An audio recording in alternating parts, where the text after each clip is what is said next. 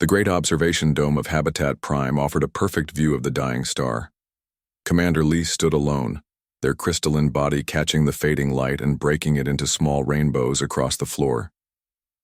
The once golden sun of Althea now pulsed an angry red, sending dangerous flares into space every few hours. Lys had been leader of the Vesperines for only 20 cycles, very young by their standards. Most commanders had centuries of experience before taking such a position. But there weren't many older Vesperines left now. "Commander," a voice spoke from behind. It was not a sound but a pattern of light, flashing in complex waves that Vesperines understood as language. Lys turned to see Elder Nemeth, one of the oldest remaining council members. The Elder's crystal form had grown cloudy with age, the once sharp edges now rounded and worn. "The council meeting begins soon," Nemeth's light pattern stated. "They are waiting for you." Lys nodded, a human gesture they had adopted from old records of other species. "I needed to see it again, to remember what we're fighting for." "There is little fight left in us, young one," Nemeth replied, light patterns dimming with sadness. Together they walked through the curved hallways of Habitat Prime. Once, these corridors had been filled with thousands of Vesperines. Now only 417 remained, the last of their kind in the universe. The council chamber was a 6-sided room with seats for 50 elders. Only 12 seats were filled today. Lys took their place at the center, light patterns, shifting to the formal mode of leadership. "Our situation grows worse," Lys began. "The energy reserves will last another 3 months at most. Food synthesis requires more power than we can spare." Elder Torsic, always the most practical, flashed a pattern of urgent red and blue. "The outer habitat ring lost pressure again yesterday. Repairs took the last of our building materials. What options remain to us?" asked Nemeth.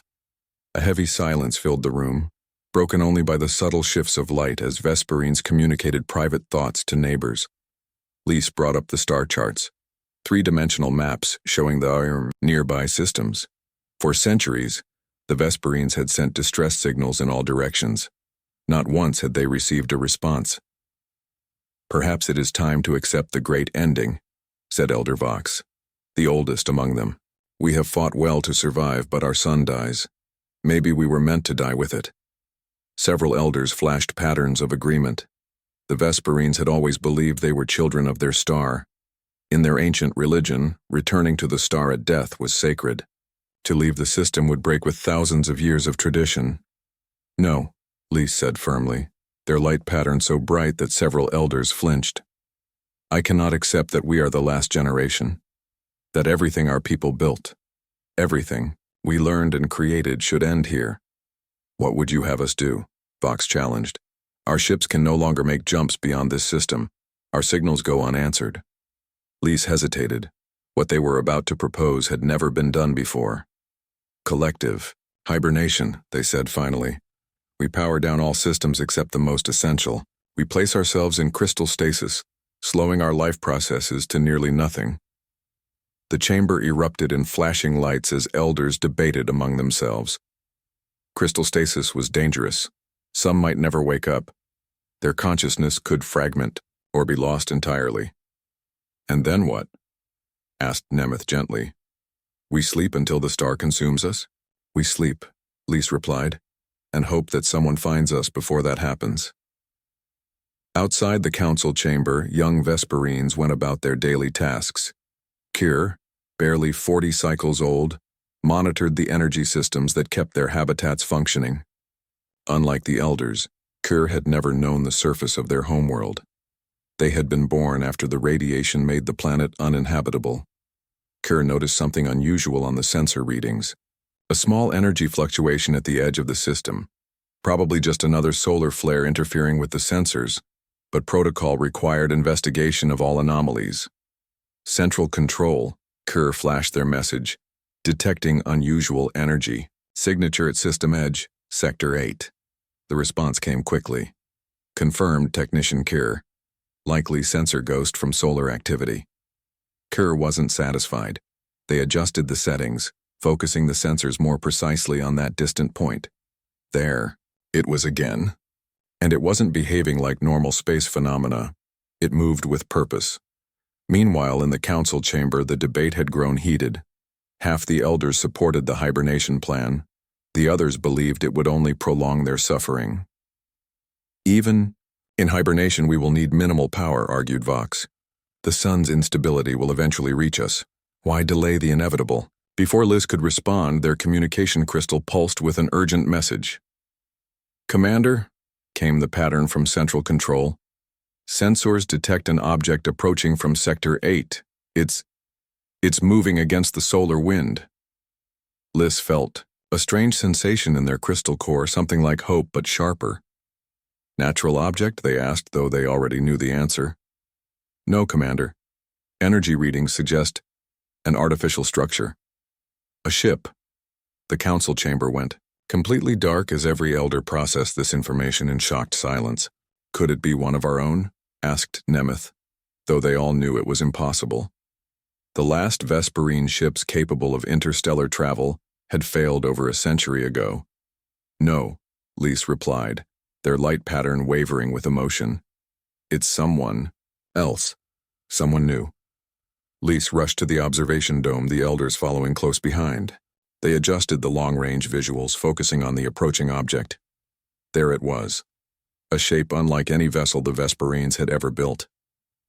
Where their ships were crystalline spheres that moved with the solar winds, this vessel was long and angular, pushing through space with its own power. Send signals, Lise commanded. All frequencies, all patterns. Let them know we're here. For an agonizing hour, they watched the ship draw closer. Had it detected them? Would it pass by, unaware of the dying civilization in its path?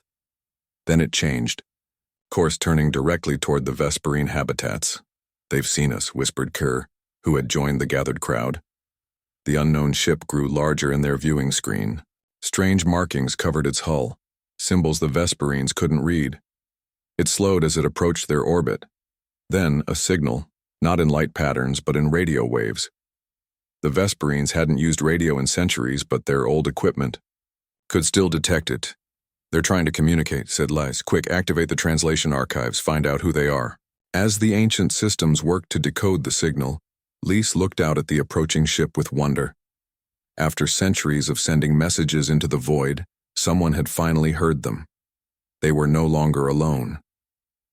The translation came through, rough and imperfect but understandable.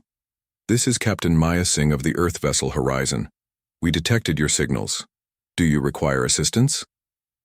Earth. Humans. A species the Vesperines knew only from ancient records. Warm-blooded. Short-lived. Unpredictable, and now perhaps their only hope for survival.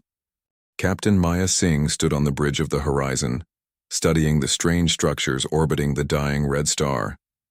The habitat rings shimmered with an unusual crystal-like quality that their sensors couldn't quite identify. Are we sure there's life here? Asked Lieutenant Commander Richards, her second-in-command. This system is barely hanging on. That star could go any day now. Singh nodded firmly. Someone sent those signals, Richards. And they've been sending them for centuries, according to Dr. Cohen. Dr. Elias Cohen hunched over his workstation, his dark hair falling across his eyes. As the ship's xenolinguist, he had been studying the strange patterns they'd detected 3 days earlier. The reason Singh had diverted their mission to this dying system. The signals are definitely artificial, Cohen confirmed. But I can't make sense of them yet.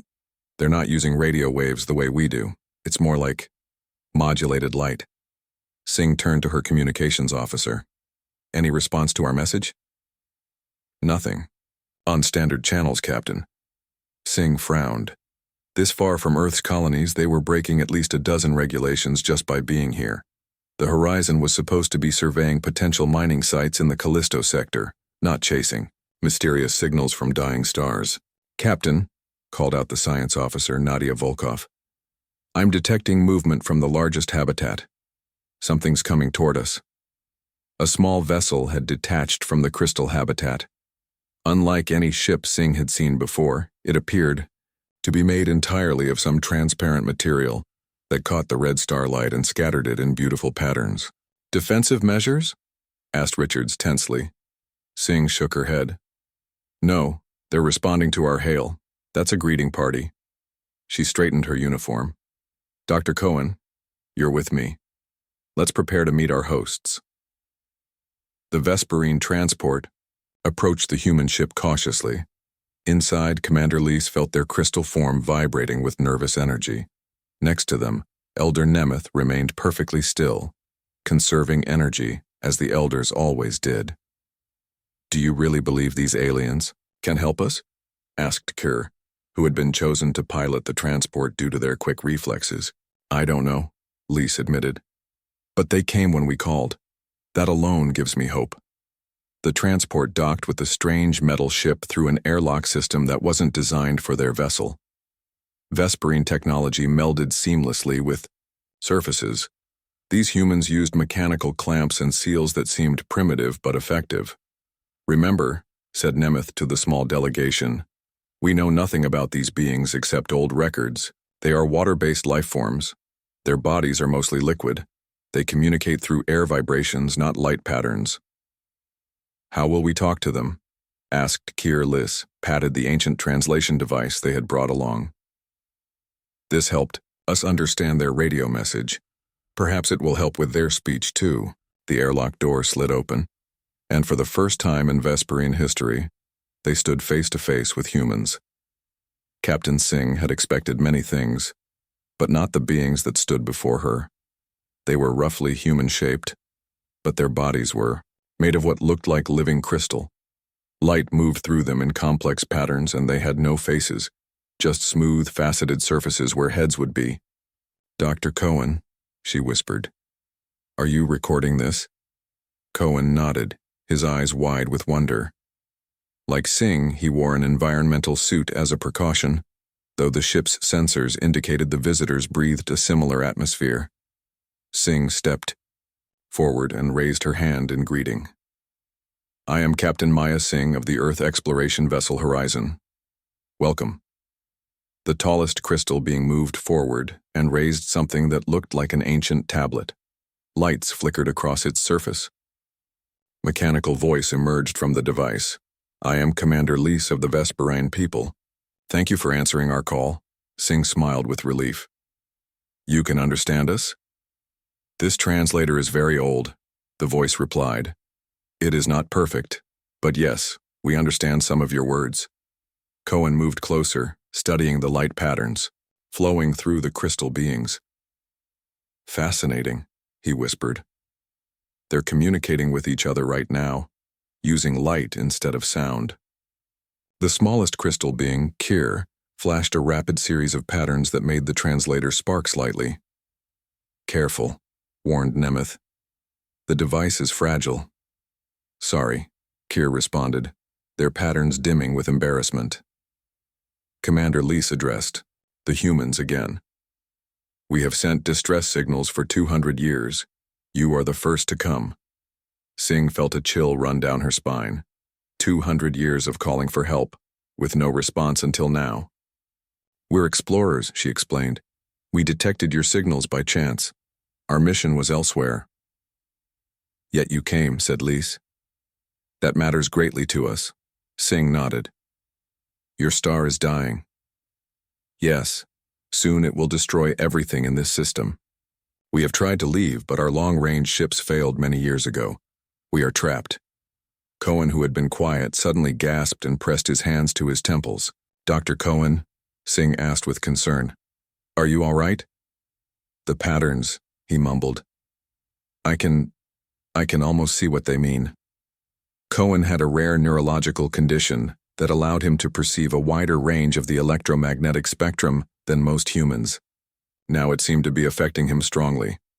Captain, said Lees through the translator, our time grows short. May we come aboard your vessel to explain our situation fully? Perhaps you can advise us, even if you cannot help. Singh hesitated only, briefly. Yes, you may come aboard, but first we should establish some communication protocols and safety procedures. Richards, who had joined them at the airlock, pulled Singh aside. Captain, regulations clearly state we cannot interfere with other civilizations or take on refugees. We're a survey ship.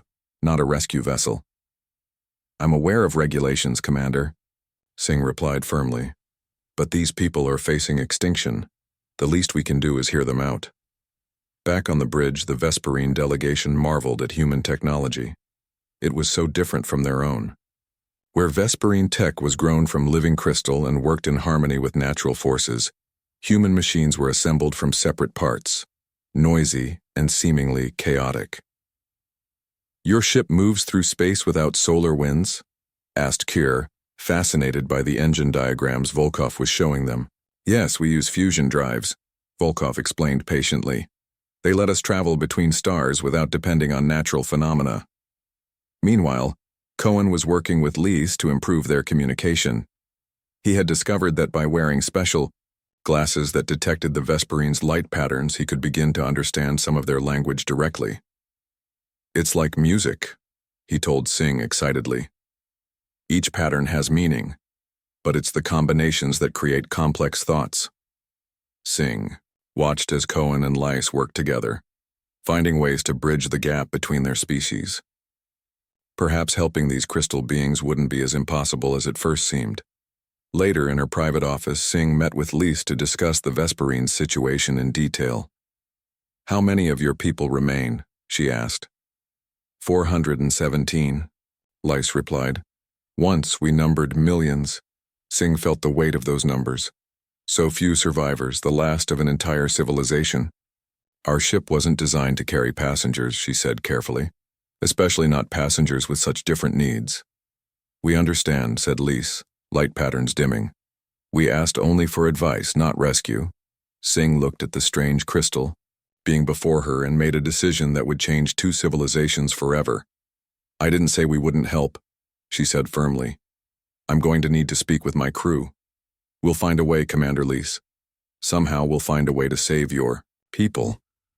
As Lisa's patterns brightened with hope, Singh wondered if she had just made a promise she couldn't keep. Engineering Officer Kazuo Tanaka rubbed his tired eyes and looked again at the schematics on his tablet. For the past 48 hours, he and his team had been trying to figure out how to convert the Horizon's cargo bays into habitable space. For the Vesperines, it's not just about room, he explained to Captain Singh, who stood beside him in the engineering bay. Their bodies require different environmental conditions than ours. They absorb energy directly from light, especially in certain wavelengths our standard lighting doesn't provide. Singh nodded, her face showing the strain of the past few days. What about the temperature requirements?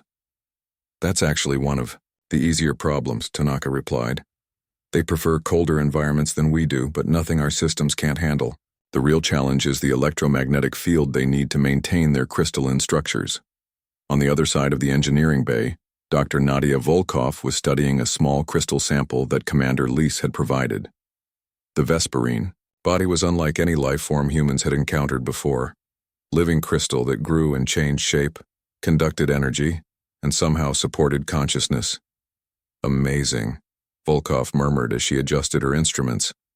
Their entire body acts like one giant sensory organ. They don't see light, they experience it directly. Dr. Cohen sat nearby, wincing occasionally as he practiced interpreting the Vesperine's light patterns. His special glasses helped, but the effort gave him severe headaches. Worth it, though, he told Volkov when she expressed concern. I'm starting to understand their language without the translator. It's beautiful, like watching music. Meanwhile, in the ship's conference room, tension was building among the crew. Lieutenant Commander Richards had called a meeting of department heads to discuss the rescue mission. Captain Singh hasn't even consulted Earth Fleet Command, she argued. We're talking about diverting all our resources to save an alien species we just met. What about our original mission? What about regulations? Navigation Officer Park raised her hand. The nearest human colony is 3 weeks away at best speed.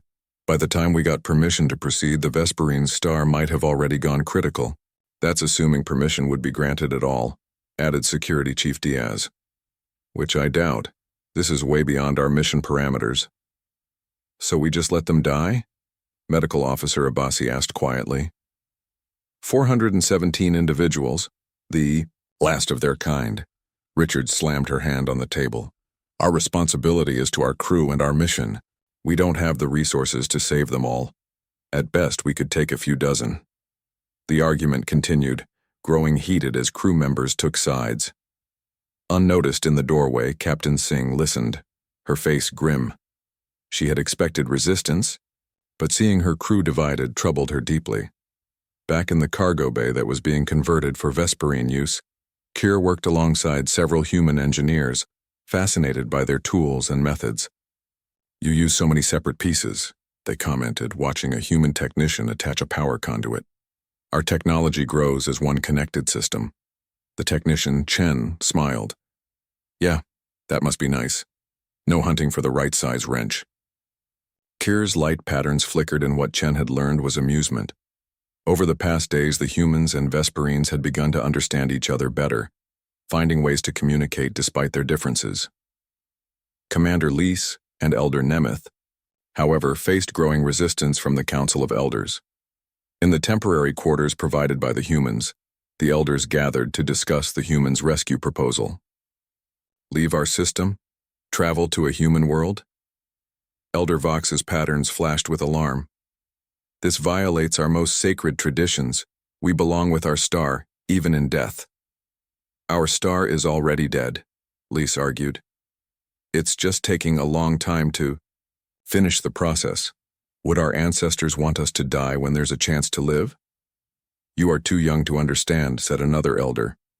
"Our connection to this star is what makes us Vesperine. Without it, what are we?" Nemeth, who had been quiet until now, flashed a pattern that silenced the others, a formal signal used rarely, only in moments of great importance. "I have lived 206 cycles," Nemeth said. "I have studied our history since before most of you were formed. And I tell you now, our ancestors would want us to survive. They built our great cities, our sciences, our arts, so that Vesperine culture would continue.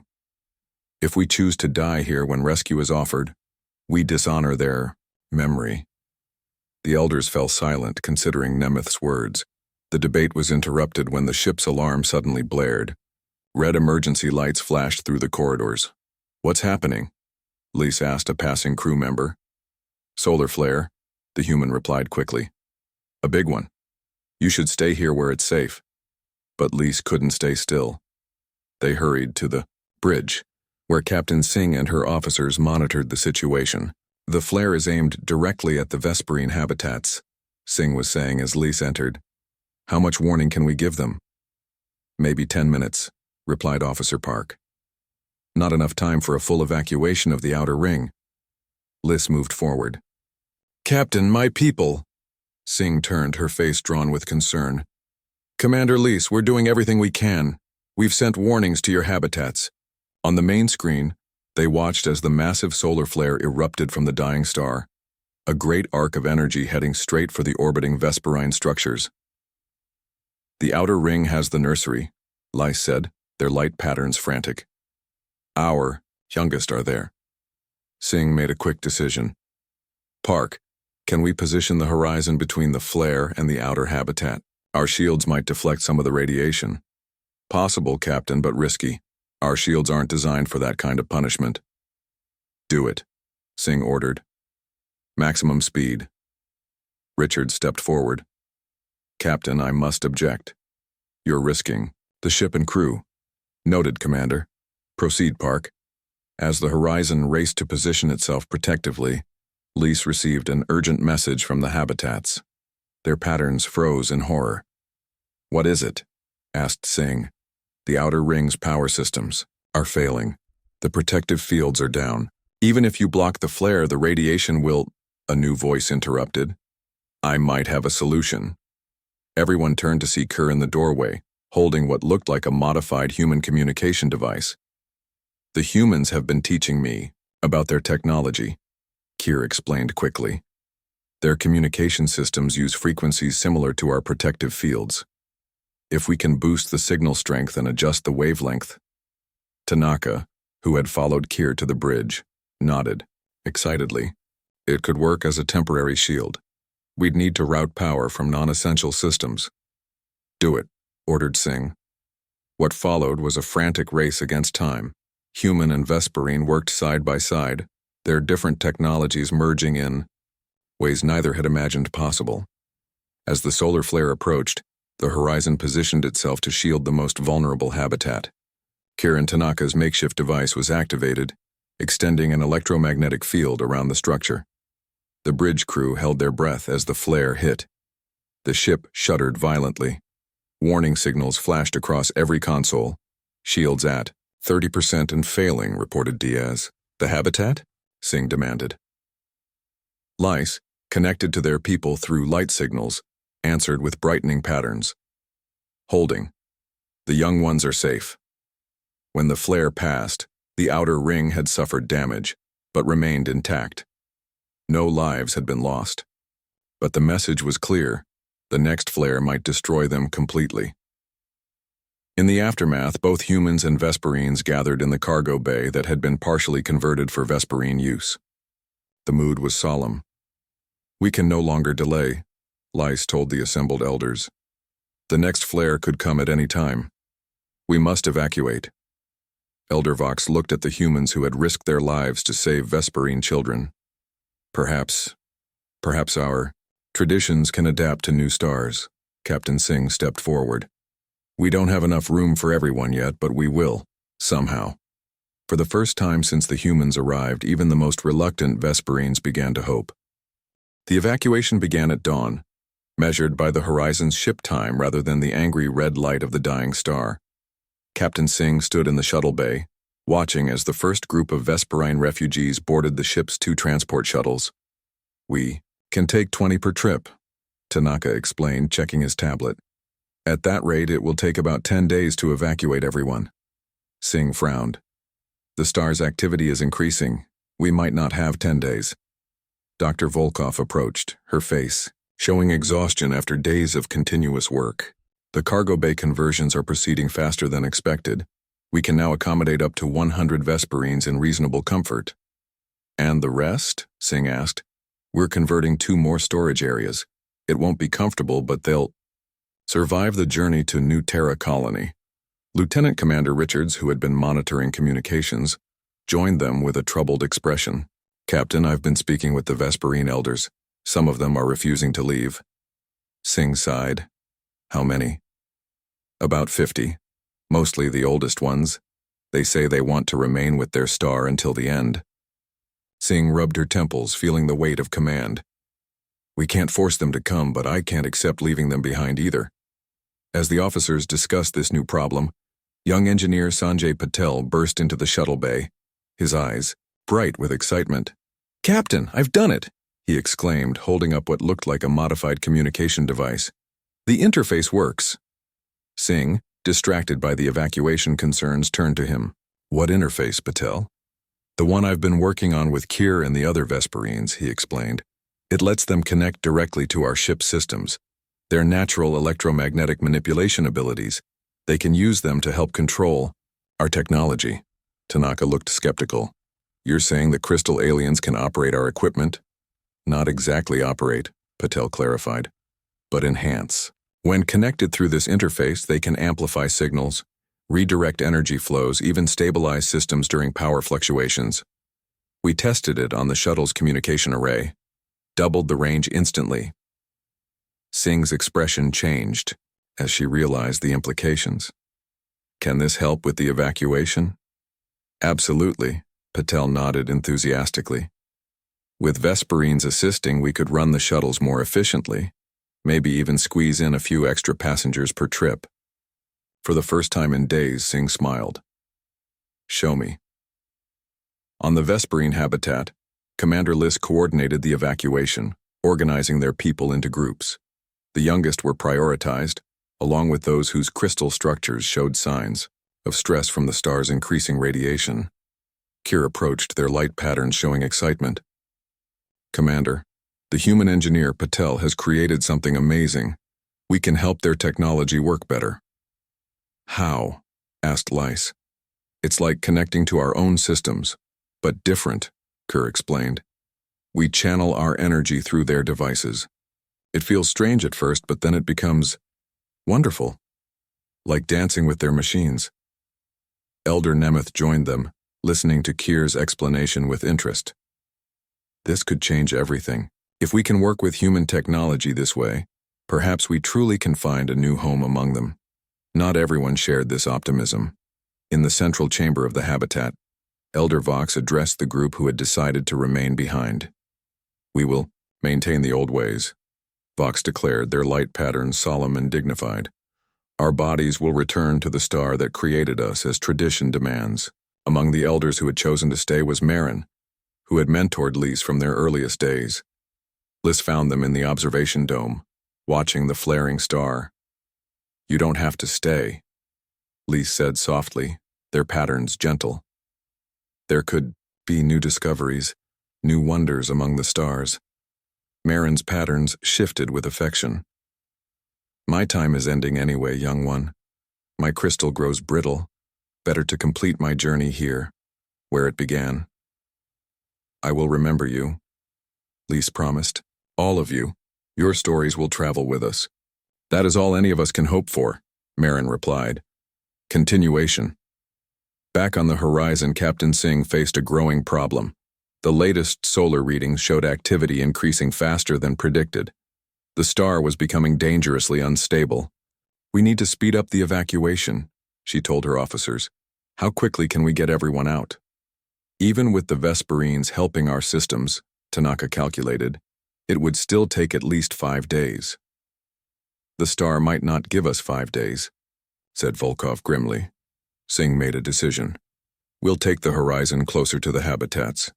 Reduce travel time for the shuttles." "Captain," Richards objected, "that puts the ship at risk if there's another major flare." "I'm aware of the risk, Commander," Singh replied firmly. "But I won't leave anyone behind if I can help it." The plan went into effect immediately. The horizon moved into a closer orbit around the Vesperine habitats, while the enhanced shuttles worked continuously, ferrying refugees to the ship. Vesperines already aboard used Patel's interface to help stabilize the ship's systems against the star's electromagnetic interference. Human crew members worked alongside them, learning to communicate in new ways. By the third day, more than half the Vesperine population had been evacuated. The cargo bays and converted storage areas glowed with their light patterns as they settled into their temporary home. Then disaster struck. "Massive solar flare building," called out the science officer. "Bigger than anything we've seen yet." "How long?" Singh demanded. 1 hour, maybe less. And Captain, it's aimed directly at the main habitat. Singh ordered an emergency message sent to Lise. "We need to get everyone out now. All shuttles, maximum capacity. Forget comfort, we're talking survival." On the habitat, Lise received the warning and immediately gathered the remaining Vesperines. "Everyone must go now," they announced. "No exceptions." "Even us?" asked Elder Vox, speaking for those who had chosen to stay. "Especially you," Lise insisted. "This flare will destroy the habitats completely. I cannot force you, but I beg you to reconsider." The elders looked at each other, their patterns shifting in silent communication. Finally, Marin spoke for them. "Perhaps it is not our place to choose when tradition ends," they said slowly. "If we survive, we can debate philosophy later." As the last groups prepared to board the shuttles, Singh called from the horizon. "Commander, Lise, we have another problem. The calculations were wrong. The flare is accelerating. We have minutes, not an hour." Lise looked at the gathered Vesperines. Too many for the shuttles to evacuate in time. "Can the horizon move to shield us again?" "We're already positioning," Singh replied. "But the flare is too powerful. Our shields won't hold against a direct hit." Young Kier stepped forward, an idea forming. "The habitat's main power core. We could reconfigure it to create a deflection field. It won't last long, but it might give us enough time." "That would require someone to stay behind and manually control the power flow," said Nemeth. "I'll do it," Lise decided immediately. "No, Commander," Marin interjected. "I will stay. I was prepared to remain anyway. Let me do this last service for our people." Before Lise could argue, the habitat shuddered as the star released another smaller flare, a warning of what was to come. "There's no time to debate," Singh said over the communication link. Whoever stays will try to retrieve them with the horizon itself once the shuttles are away. In the chaos that followed, the remaining Vesperines boarded the shuttles while Marin and several other elders moved to the power core, preparing to create the deflection field. As the last shuttle pulled away, Lise watched from the viewport, their patterns dim with sorrow. The habitat, home to generations of Vesperines, grew smaller behind them. Aboard the horizon, Singh ordered all shields directed toward the incoming flare. As soon as the shuttles are docked, I want a team ready to go get those elders. The minutes ticked by with agonizing slowness. The shuttles docked one by one. The flare grew larger on the sensors.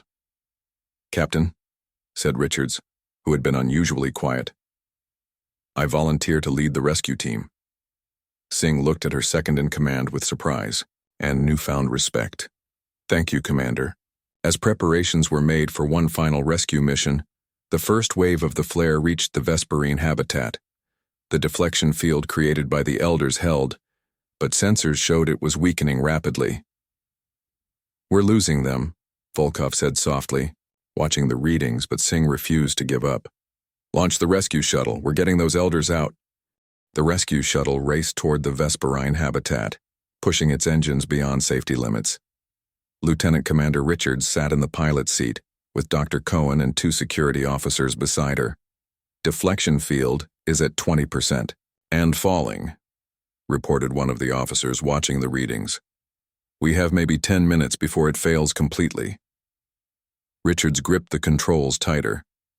"Then we'll be in and out in 9. On the horizon, Captain Singh paced the bridge, watching the shuttle's progress on the main screen. Beside her stood Commander Lice, their crystalline body dim with worry. "The elders chose to stay," Lice said quietly. "They were prepared to die with our star." "That doesn't mean we have to let them," Singh replied. "Not if we can help it." The Vesperines, who had already been evacuated, were settling into their temporary quarters throughout the ship. Many gathered in groups, their light patterns synchronized in what humans had learned was a form of communal meditation, drawing strength from each other during this traumatic transition. In the engineering section, Kir worked with Sanjay Patel to refine the interface system. Several Vesperines were now connected to the ship's power grid, helping stabilize the fluctuations caused by the star's electromagnetic bursts. "It's remarkable," Patel told Tanaka as they monitored the systems. "With their help, we're maintaining shield strength at nearly double capacity." Tanaka nodded, impressed despite his initial skepticism. "If we survive this, their abilities could revolutionize our technology." The rescue shuttle reached the habitat and docked at the main airlock. Richards led her team inside, where they found the corridors eerily quiet and filled with fluctuating light as power systems struggled against the star's interference. "Life signs?" Richards asked, checking her scanner. "Central power core," replied the security officer. 5 Vesperine signatures. They moved quickly through the familiar pathways, having memorized the habitat's layout during the evacuation process. As they approached the power core, the habitat shuddered violently. "That wasn't the star," Cohen said, looking concerned. "The structure is beginning to fail." They found the elders in the power chamber, gathered around the main crystal that powered the habitat. The elders' bodies were physically connected to the crystal, their own crystalline forms pulsing with energy as they maintained the deflection field. Elder Marin noticed the humans first, their patterns flickering with surprise. "You came back for us?" "Of course we did," Richards replied. "Captain's orders, no one gets left behind." "We cannot leave," said Elder Vox. "If we disconnect from the power crystal, the deflection field will collapse immediately. The flare will destroy the habitat, and possibly your ship as well if it's too close." Cohen stepped forward, studying the connections between the elders and the power system. His special glasses allowed him to perceive the energy flows in ways the other humans couldn't. "There might be a way," he said slowly, "if we could transfer the crystal itself to the shuttle." "Impossible," said one of the elders. "The crystal is connected to the habitat's core systems." "Not the main crystal," Cohen clarified. Your bodies. You've synchronized your crystalline structures with the power system. In effect, you've become living power conduits. Richards understood immediately. If we can get you to the horizon while maintaining that energy pattern, we could extend the deflection field to protect the ship during our escape, Cohen finished. Marin's patterns shifted thoughtfully. It could work, but the transfer would be extremely dangerous. One break in our concentration and the field collapses. It's that, or stay here and die for certain, Richards said bluntly. Another violent shudder ran through the habitat. Warning. Lights flashed throughout the chamber. Structural integrity at 40%, reported the security officer. We need to move now. With careful coordination, the humans helped the elders disconnect from the main power crystal while maintaining their energy patterns. The process was delicate. Any disruption could break their concentration and collapse the field, protecting them all. Easy. Cohen guided them, his voice calm despite the danger. Maintain the harmonic resonance between you. Think of it as a song you're all singing together. Slowly, they made their way back to the shuttle, the habitat breaking apart around them. Just as they reached the airlock, a massive section of corridor collapsed behind them. Go, Richards shouted, helping the last elder aboard. The shuttle detached from the disintegrating habitat and accelerated toward the horizon, the star's massive flare just minutes away from full impact. Horizon, this is Richards. We have the elders, but the deflection field is weakening.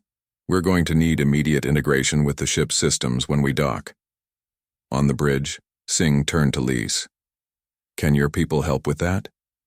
Yes, Lise replied without hesitation. We'll be ready. Singh ordered all non-essential systems shut down to divert maximum power to the shields and the special reception area Patel and Keir had prepared for the elders. The shuttle docked with barely a minute to spare. The elders were rushed to the engineering section, where other Vesperines waited to help them maintain their energy patterns during the transition. Link them to the interface now, Patel instructed as the elders were connected to the ship's systems.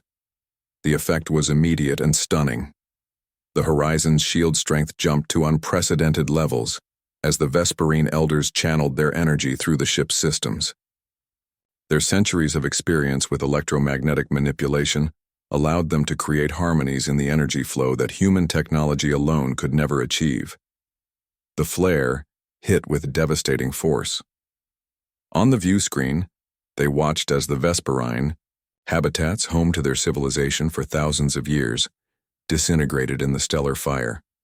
Shields holding at 65%, reported Diaz from the security station. We can survive this. As the initial wave passed, a cheer went up from the human crew. But for the Vesperines, the moment was bittersweet. Their world was gone.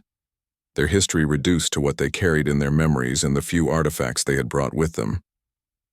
In the following days, as the Horizon moved away from the dying star system, humans and Vesperines began the complex process of learning to live together. Cultural differences emerged immediately. The Vesperines, accustomed to constant light-based communication with their entire community, found human privacy customs strange and isolating. Humans, meanwhile, struggled to understand the Vesperines' collective decision-making process, which seemed inefficient to their individualistic perspective. They discuss everything endlessly, Richards complained to Singh during a private meeting. We asked where to set up additional quarters, and they've been deliberating for 6 hours. They've just lost their entire world, Singh reminded her. Give them time to adjust. The most successful integration happened in engineering, where the practical benefits of cooperation were immediately obvious. With Vesperines helping regulate ship systems, the Horizon operated more efficiently than ever before. Power consumption decreased by 30%, while propulsion systems showed a marked increase in performance. Dr. Cohen continued working with Les to improve communication between the species. His continued exposure to Vesperine light patterns began taking a toll, however. He suffered increasingly severe headaches and occasional seizures as his brain struggled to process the alien signals. You need to stop this, Medical Officer Abbasi warned him after a particularly bad episode. You're causing permanent neurological damage. I can't stop now, Cohen insisted. We're making too much progress. When Lise learned of Cohen's condition, they were horrified. Why didn't you tell me your brain was being harmed? It's worth it, Cohen said simply. Understanding each other is worth it. Lise was silent for a long moment, their patterns shifting in deep thought. Then they reached out and placed a crystalline hand on Cohen's forehead. Perhaps there is another way, they said. Our ancestors once created crystalline interfaces to enhance their own abilities. With your permission, I would like to try something similar for you. As the horizon continued its journey toward the human colony world, the first true bridge between species began to form, not just in technology, but in minds, and perhaps even hearts. 3 weeks later, the horizon approached the orbital station above New Terra, the closest human colony world. Captain Singh stood on the bridge, watching the blue-green planet grow larger on the view screen. Beautiful, isn't it? She said to Commander Lise, who stood beside her. Different from our world, Lise replied, their light patterns shifting thoughtfully. But yes, beautiful in its own way. The journey had transformed the ship. Vesperines now worked alongside humans in almost every department. The engineering section had been completely redesigned to incorporate Vesperine crystal technology, making the ship's systems more efficient than any other vessel in the human fleet. But Singh worried about what awaited them at New Terra.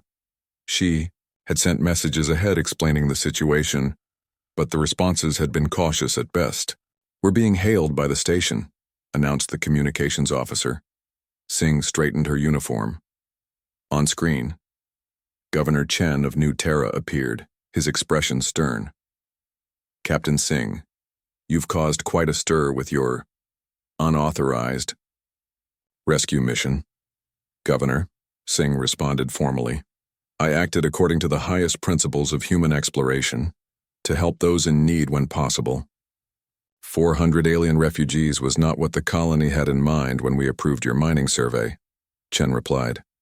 The council is meeting now to discuss whether we can accommodate them at all. Lise stepped forward, their crystalline form catching the light from the view screen. Governor Chen, I am Commander Lise of the Vesperine people. We understand your concerns. We do not wish to be a burden. Chen seemed taken aback by Lisa's appearance.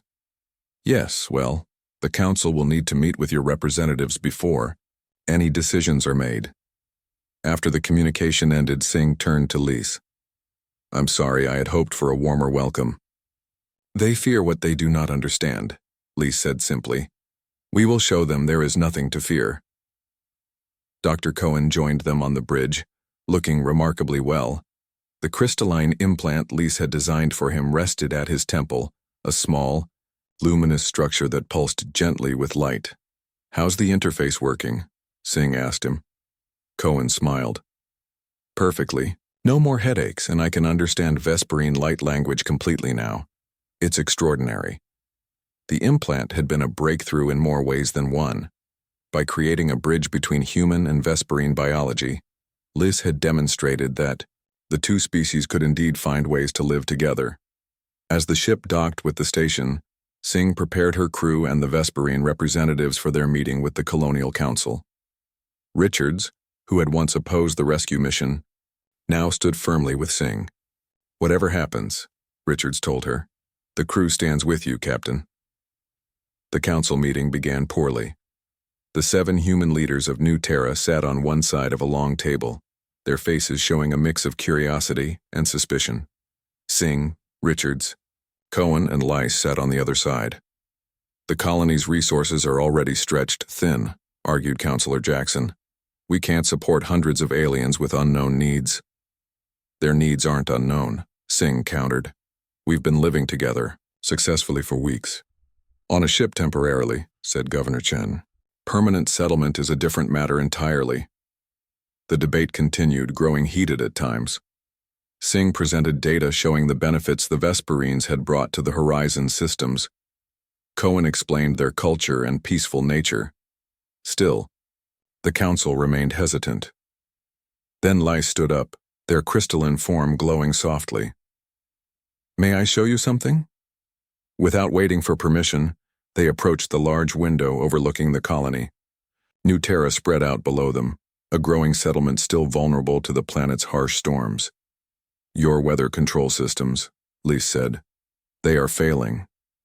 Governor Chen blinked in surprise. "How did you know that?" "I can sense the electromagnetic disturbances. A major storm is forming over the western continent. Your barriers will not hold against it." The council members exchanged worried glances. The colony's shield generators had indeed been struggling against the increasing storm activity. "We might be able to help," Lise said simply. 3 hours later, as the massive storm approached the main settlement, the colonists watched in amazement as 20 Vesperines positioned themselves around the perimeter. Their crystalline bodies began to glow brightly, creating patterns of light that stretched upward into the sky. Singh stood with Governor Chen in the control center, monitoring the storm's progress. "What exactly are they doing?" Chen asked. "They're creating a harmonic field," Singh explained, "redirecting the electromagnetic energy of the storm. It's what they used to do on their own world when solar flares threatened their habitats." The idea of readings on the monitors showed the storm's energy being channeled upward, away from the settlement. Wind and rain still fell, but the destructive electrical discharges dispersed harmlessly into the upper atmosphere. "Remarkable," whispered Chen. By the time the storm passed, the council's attitude had changed completely. The demonstration of what the Vesperines could offer, protection against the planet's dangerous weather patterns, had transformed them from unwanted refugees to valuable allies. In the months that followed, humans and Vesperines worked together to build a new settlement on the outskirts of the main colony. Unlike the utilitarian human buildings, the Vesperine structures were grown rather than built, crystal formations that rose organically from the ground, shaped by the combined light, patterns of many Vesperines working in harmony. 5 years later, Singh stood at the entrance to what the colonists now called Crystal City. She had retired from active service, choosing to remain on New Terra as liaison between humans and Vesperines. The transparent buildings caught the sunlight, breaking it into countless rainbows that danced across the ground. Human and Vesperine children played together in the central plaza, the human children wearing small crystal pendants that helped them perceive and create simple light patterns. Dr. Cohen approached, his temple implant now a more complex structure that wrapped partially around his head. He had become the foremost expert on Vesperine language and culture, writing books that were studied throughout human space. "Captain," he greeted her, still using her old title out of respect. "Doctor," she replied with a smile. "How are the new students doing?" "Remarkably well. The human children pick up light language much faster than adults, and the Vesperine young ones are fascinated by human art and music." Together, they walked to the plaza's center, where a tall crystal structure stood. Inside it glowed a small, carefully preserved piece of the Vesperines' home star, rescued during the evacuation. The light from this fragment created patterns within the crystal, telling the story of how two very different species had found each other among the stars. Elder Nemeth, one of the few remaining who remembered the old world, often sat by the monument, sharing stories with anyone who would listen, human or Vesperine. "We were desperate and alone," the elder would say, light patterns glowing with emotion. "Then the humans came. Now we journey together." Beyond New Terra, dozens of human ships had been retrofitted with Vesperine technology. These new hybrid vessels explored deeper into space than ever before, seeking other civilizations that might need help, or might offer it. Commander Lise, now Governor Lise of Crystal City, joined Singh and Cohen at the monument. "The council has approved the new expedition," Lise told them, their patterns bright with excitement. 10 ships with mixed human and Vesperine crews. "Where will they go?" asked Singh. Lise gestured upward toward the stars that were just becoming visible as the sun set. "Everywhere," they replied simply. As night fell completely, the Crystal City began to glow from within, thousands of Vesperines pulsing their light patterns in a grand harmony that could be seen for miles. Humans stood among them, some with implants, like Cohen's, others simply watching in wonder. What had begun as a desperate rescue had become something far greater. Two species learning from each other, growing together, and looking toward a future brighter than either could have imagined alone. Sing smiled as she watched a small human girl tentatively create her first light pattern, guided by a patient Vesperine child. The pattern was simple but clear, the symbol for friend.